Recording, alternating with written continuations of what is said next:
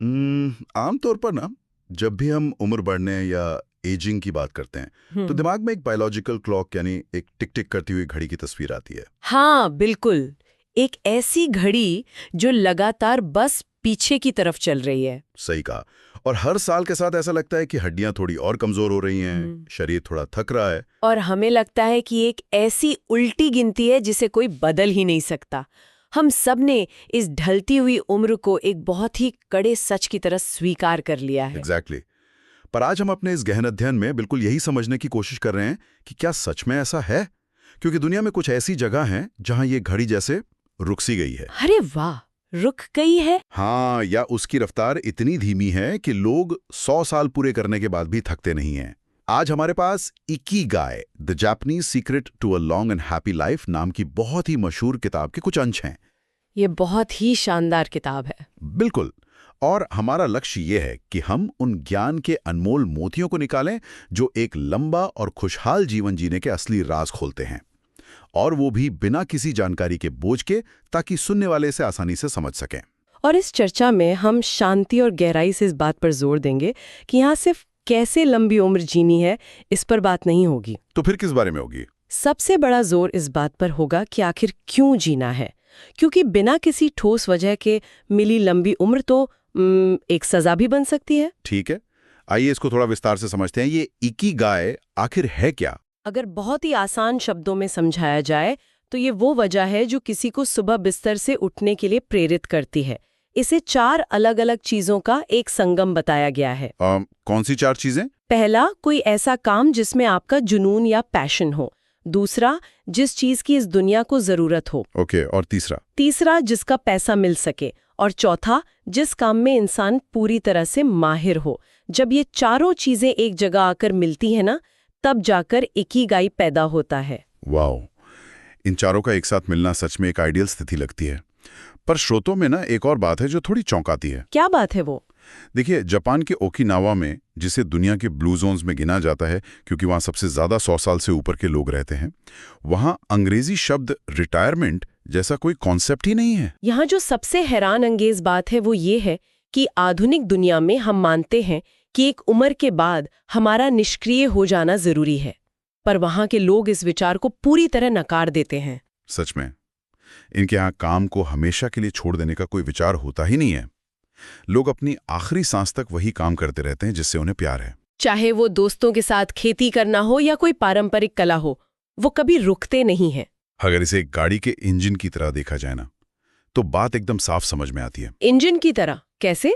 देखिए, अगर एक इंजन को पता ही ना हो कि उसे कहाँ जाना है, उसकी मंजिल क्या है, तो वो गराज में खड़े खड़े जंग खाकर खराब हो जाएगा। हाँ, ये तो है। तो क्या रिटायरमेंट दरअसल हमारे अंदर के उस इंजन को हमेशा के लिए बंद कर देता है? ये एक बहुत ही सटीक तुलना है।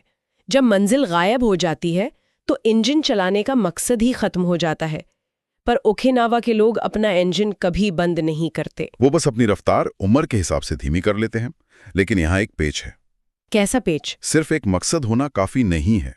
उस मकसद को पूरा करने के लिए शरीर और समाज का साथ मिलना भी बहुत जरूरी है। इसलिए अब हम उन आदतों पर बात करेंगे जो वहां के लोगों को दुनिया में सबसे लंबी उम्र देती हैं। हाँ, और यहाँ एक बहुत ही दिलचस्प नियम का जिक्र आता है जिसे हारा हाचीबू कहते हैं। हारा हाचीबू, इसका मतलब क्या होता है? इसका सीधा सा मतलब है 80%। यानी जब किसी को लगने लगे कि उसका पेट 80% भर चुका है तो उसे खाना वहीं रोक देना चाहिए। वेट, 80% पर ही? पूरा पेट नहीं भरना? बिल्कुल नहीं। इसके पीछे का विज्ञान ये है कि जब पेट को पूरी तरह ठूस ठूस कर भरा जाता है तो पचन क्रिया में शरीर को बहुत ज्यादा ऊर्जा लगानी पड़ती है। अच्छा, जिससे सेल जल्दी बूढ़े होने लगते हैं। एग्जैक्टली। सेल्यूलर ऑक्सीडेशन तेजी से होता है। इसे आसान बनाने के लिए वहाँ के लोग बहुत छोटी प्लेट्स में खाना खाते हैं। इससे दिमाग को लगता है कि बहुत सारा खाना खा लिया गया है। ये तो सच में बहुत चतुर तरीका है। लेकिन शरीर के इस नियम के साथ ही स्रोत एक सामाजिक स्तंभ की भी बात करते हैं जिसे मोआई कहा जाता है। हाँ, मुआए। ये दरअसल दोस्तों का एक बहुत छोटा और करीबी समूह होता है। मतलब जैसे हमारे यहाँ दोस्तों का ग्रुप होता है। उससे थोड़ा अलग, ये ग्रुप पूरी जिंदगी एक दूसरे के साथ खड़ा रहता है। ये लोग हर महीने थोड़ा थोड़ा पैसा जमा करते हैं ताकि अगर किसी पर आर्थिक संकट आए तो उसकी आर्थिक और भावनात्मक मदद की जा सके। अरे वाह, ये तो एक फैमिली जैसा ही हो गया। बिल्कुल। और ये जो सुरक्षा की भावना है ना कि कोई मेरे लिए हमेशा वहां है, ये तनाव को बिल्कुल खत्म कर देती है और इससे उम्र बढ़ाने में मदद मिलती है। पर एक मिनट, अगर इसकी तुलना आज की आधुनिक दुनिया से की जाए तो हम तो बिल्कुल उल्टी दिशा में भाग रहे हैं। वो कैसे? आज के दौर में शहरों में all you can eat buffet का चलन है, जहां मकसदी पेट को 110% भरना होता है। हाँ, लोग ठूस ठूस के खाते हैं। और दोस्ती की बात करें, वो दोस्ती आजकल सोशल मीडिया पर होती है। ऐसे में ये जो रिस्ट्रेंट यानी संयम और असली रिश्तों की कमी है, यही शायद हमारी सबसे बड़ी समस्या है। तो आखिर इस सब का मतलब क्या है? इसका सीधा सा मतलब है कि कम खाना और दोस्तों के करीब रहना आज के वक्त में सिर्फ एक अच्छी आदत नहीं, बल्कि एक मेडिकल नेसेसिटी बन चुका है। सही बात है। तो अब शरीर और दोस्तों की बात के बाद ये समझना बहुत ज़रूरी है कि हमारी ये जो आधुनिक जीवन शैली है, वो हमारे सेल्स को कैसे जल्दी बूढ़ा कर रही है। इसको समझने के लिए एजिंग्स एस्केप वेलोसिटी का कॉन्सेप्ट बहुत काम आता है। मान लीजिए एक खरगोश है जो एक बोर्ड पकड़े हुए है एक खरगोश, ठीक है। और उस बोर्ड पर आपकी मौत की तारीख लिखी है। जैसे जैसे उम्र बढ़ती है वो खरगोश आगे भागता है। बड़ा डरावना खरगोश है ये तो। है ना? पर अगर टेक्नोलॉजी और ज्ञान इतनी तेजी से बढ़ें कि उस खरगोश की स्पीड उम्र बढ़ने की स्पीड से ज्यादा हो जाए तो क्या होगा? तो इंसान उस मौत की तारीख तक कभी पहुंच ही नहीं पाएगा। एग्जैक्टली। इंसान कभी नहीं मरेगा। इसे ही एस्केप वेलोसिटी कहते हैं। पर इस तक पहुंचने में सबसे बड़ा रोड़ा स्ट्रेस है। टेलोमेयर्स, इसे थोड़ा आसान भाषा में समझाएंगे? हाँ, देखिए, जैसे जूते के तस्मे या शू लेसेस होते हैं ना, उनके आखिर में एक छोटा सा प्लास्टिक का टुकड़ा लगा होता है जो धागे को खोलने से रोकता है। अच्छा, हाँ। टीलोमियर्स बिल्कुल वही प्लास्टिक के टुकड़े हैं जो हमारे डीएनए को खराब होने से बचाते हैं। और जब हम स्ट्रेस में होते हैं तो वो टुकड़ा घिसने लगता है और हम तेजी से बूढ़े होते हैं। अगर हम इसे बड़ी तस्वीर से जोड़कर देखें तो आधुनिक इंसान और गुफा में रहने वाले इंसान का अंतर समझ आएगा। कैसे? गुफा वाले इंसान को स्ट्रेस तभी होता था जब सामने कोई असली खतरा हो, जैसे अचानक कोई शेर आ जाए। उस वक्त उसका शरीर कॉर्टिसोल रिलीज करता था भागने के लिए। पर आज तो कोई शेर नहीं है ना। वही तो, आज दफ्तर के ईमेल और फोन के नोटिफिकेशंस ने उस शेर की जगह ले ली है। वो वही स्ट्रेस हार्मोन्स लगातार रिलीज करवा रहे हैं। ये सच में हैरानी की बात है कि हमारा दिमाग एक छोटे से पिंक साउंड को मौत के खतरे की तरह देखता है। बिल्कुल। साथ ही एक एक्सेप्शन भी है। डॉक्टर हवर्डन्स फ्रीडमन की स्टडी कहती है कि लो लेवल्स ऑफ स्ट्रेस यानी थोड़ा सा तनाव असल में उम्र बढ़ाने में मददगार होता है। ऐसा क्यों? क्योंकि थोड़ा तनाव हमें सुस्त नहीं होने देता और आगे आने वाली चुनौतियों के लिए तैयार करता है। पर जब ये तनाव बहुत बढ़ जाए तो क्या करें? तब आधुनिक स्ट्रेस से लड़ने के लिए किसी दवाई की नहीं, बल्कि एक नए नजरिए की जरूरत पड़ती है। और यहाँ से हम एंटर करते हैं साइकोलॉजी की दुनिया में। यहाँ विक्टर फ्रैंकल की लोगोथेरेपी का जिक्र आना जरूरी है, जिसमें इंसान को अपने क्यों यानी मकसद को ढूंढना होता है। स्रोतों में एक दुखी डॉक्टर का उदाहरण है। कौन से डॉक्टर? एक डॉक्टर जो अपनी पत्नी की मौत से गहरे डिप्रेशन में थे। विक्टर फ्रैंकल ने उन्हें समझाया कि उनके जिंदा रहने से उनकी पत्नी इस दुख और अकेलेपन से बच गई होगी। अरे वाह, इस एक सोच ने उनके दुख को एक मकसद दे दिया होगा। बिल्कुल, इसने उनकी जिंदगी का नजरिया बदल दिया। और इसी तरह जापान में शोमा मुरीता की एक थेरेपी है जो इमोशंस को कंट्रोल करने की बजाय उन्हें एक्सेप्ट करने पर जोर देती है। एक्सेप्ट करने पर? इसे कैसे समझे? आधुनिक इंसान की हालत उस खोटे से बंधे गधे की तरह है। गधा? हाँ, सोचिए, एक गधा रस्सी से बंधा है। वो भागने की कोशिश में गोल गोल घूमता है और रस्सी को अपने ही गले में और टाइट कर लेता है। ओह, समझ गया। हम अपने दुख और एंजाइटी से जितना भागते हैं उतना ही उसमें बन जाते हैं। एग्जैक्टली। मोरिता थेरेपी सिखाती है कि इमोशंस को एक मौसम की तरह देखना चाहिए। बादलों को आने दो और गुजर जाने दो। पर जब एक बार मकसद समझ आ जाए और इमोशंस कंट्रोल में आ जाएं, तो उस मकसद पर काम कैसे किया जाए? यहाँ बात आती है फ्लो स्टेट की। फ्लो, ये मिहाली सिक्संथ का बेहतरीन कॉन्सेप्ट है।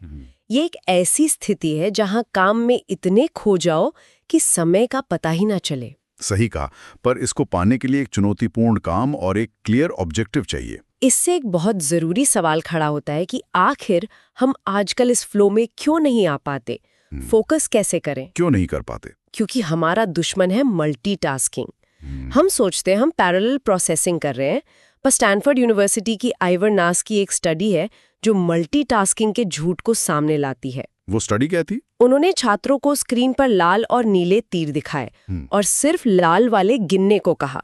जो लोग मल्टीटास्किंग करते थे वो ये आसान सा काम भी नहीं कर पाए। उनका दिमाग हर चीज पर डिस्ट्रैक्ट हो रहा था। तो इसका मतलब मल्टीटास्किंग करना दरअसल एक यूनिसाइकिल यानी एक पहिए वाली साइकिल चलाते हुए जगलिंग करने जैसा है। हाँ, बिल्कुल वैसा ही है। देखने में अच्छा लगता है, पर सफलता की कोई गारंटी नहीं है।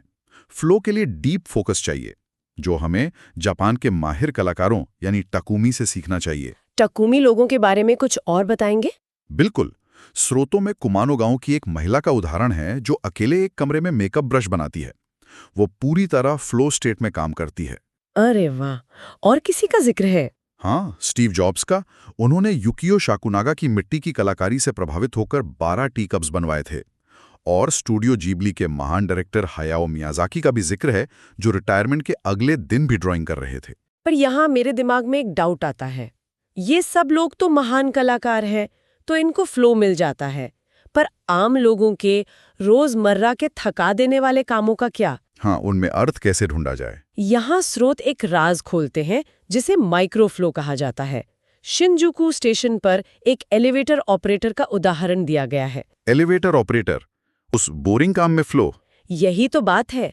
उसने सालों से सिर्फ बटन दबाने के उस आम काम को एक गेशा के स्वागत जैसी कला में बदल दिया है। वो उसमें फ्लो ढूंढ चुकी है। वाओ! वैसे ऐसे एग्जाम्पल्स हमें और भी बड़े लोगों में मिलते हैं, जैसे बिल गेट्स का रोज रात को एक खास क्रम में बर्तन धोना। बर्तन धोना? सच में? हाँ, और दुनिया के सबसे बड़े फिजिसिस्ट रिचर्ड फाइनमैन का अपने ऑफिस की दीवारें शांति से पेंट करना। यहाँ बात सच में बहुत दिलचस्प हो जाती है। क्यों? ऐसा क्या खास इनमें? क्योंकि इन महान लोगों ने लक्ष्य से ज्यादा उस प्रक्रिया यानी रिचुअल्स और प्रोसेस पर ध्यान दिया।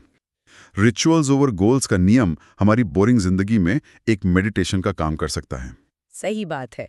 खुशी सिर्फ रिजल्ट्स में नहीं, बल्कि काम को करने में छिपी है। तो इन सभी बातों का, जैसे इकिगाई, फ्लो, हेल्दी डाइट, इन सब का नतीजा क्या होता है? इनका नतीजा मिलता है उन लोगों में जिन्होंने सदियों देखी हैं, जिन्हें हम सुपर सेंटिनेरियंस कहते हैं। स्रोतों में 110 साल से ज्यादा जीने वाले लोगों की बहुत ही गजब की विजडम दी गई है। 117 साल की मिसाओ ओकावा कहती हैं कि बस अच्छी सुशी खाओ और आराम करो। और 122 साल जीने वाली जीन कैलमेंट का नजरिया तो देखिए। वो कहती हैं सब बढ़िया है। और अलेक्जेंडर इमिच, जब उनसे राज पूछा गया तो उन्होंने हंसते हुए कहा, मैं अभी तक मारा नहीं हूं। बड़ी अजीब और अच्छी सोच है इनकी। अगर हम वापस ओकिनावा के ओगिनी गांव चलें, जहां सबसे ज्यादा बुजुर्ग हैं, तो वहां लोग गेट बॉल खेलते नजर आते हैं। और वहां पारंपरिक विश्वास भी तो है ना? बिल्कुल। वहां की आत्मा, जिसे वो माबुई कहते हैं, और जंगल के स्पिरिट्स, जिन्हें बुनागया कहा जाता है, वो उन्हें प्रकृति से जोड़ते हैं। वहां लोग हमेशा व्यस्त रहते हैं, पर कभी जल्दबाजी में नहीं लगते। उनके जन्मदिन की पार्टियां और इकट्ठे गाने बजाने का जुनून एकदम अलग है। एक सबसे खास ऑब्जर्वेशन स्रोतों से मिलती है कि वहां एक भी व्यक्ति पार्क के बेंच पर खाली बैठकर समय बर्बाद करता हुआ नहीं मिला। अरे वाह! यानी वो हमेशा एक्टिव रहते हैं। हाँ, उन्होंने अपने इकिगाई को आखिरी सांस तक जिंदा रखा, और इससे हमारे इस गहन अध्ययन का एक बहुत ही चौंका देने वाला आखिरी विचार निकलता है। वो विचार क्या है?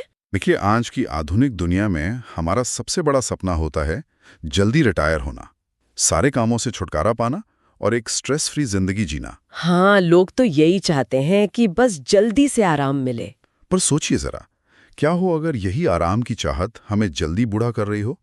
क्या हो अगर काम और जिम्मेदारियां, जिन्हें हम बोझ समझते हैं, असल में हमारी लंबी उम्र का सबसे बड़ा राज हों? ये वाकई दिमाग चकराने वाली बात है, और इस पर हम सबको सोचना चाहिए। इसलिए जो लोग हमें सुन रहे हैं, उनसे हमारी यही दरख्वास्त है कि अपने दैनिक जीवन में एक छोटा सा माइक्रोफ्लो ढूंढें और उसमें खुशी तलाशें, बिना इस फिक्र के कि उसका आखिरी नतीजा क्या होगा। बिल्कुल। उस एक छोटे से माइक्रोफ्लो में बहुत खुशी मिल सकती है। इस गहन अध्याय को सुनने वालों को हम यहीं पर इस गहरे विचार के साथ सोचने के लिए छोड़ देते हैं। सुनने के लिए शुक्रिया। अलविदा।